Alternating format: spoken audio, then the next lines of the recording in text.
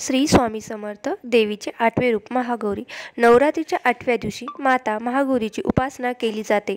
त्यांचा वर्ण अगदी पांढरा शुद्ध हिमासारखा म्हणजे बर्फासारखा आहे, म्हणून त्यांना महागौरी असे नाव मिळाले आहे.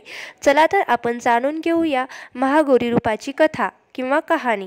एकदा पार्वती मातेने भगवान शंकरांना पती म्हणून मिळवण्यासाठी कठोर तप केले. वर्षानुवर्षे जंगलात उपवास करून त्या तपश्चर्या करत राहिल्या. त्यामुळे त्यांचा रंग काळसर झाला होता. भगवान शंकर त्यांच्यावर प्रसन्न झाले. त्यांनी माता पार्वतीच्या अंगावर गंगाजल शिंपडले. त्यामुळे त्यांचा काळसर रंग निघून गेला आणि त्या अत्यंत तेजस्वी, शुभ्र व सुंदर रूपात प्रगट झाल्या. हाच त्यांचा महागौरी हा दिव्य स्वरूप आहे. चला तर मग आपण महागौरी रूपाचे वर्णन जाणून घेऊया. माता महागौरीला 4 हात आहेत. एका हातात त्रिशूल, दुसऱ्या हातात डमरू आणि 2 हात अभय आणि वरद मुद्रा दाखवतात. त्या पांढऱ्या बैलावर बसलेल्या आहेत.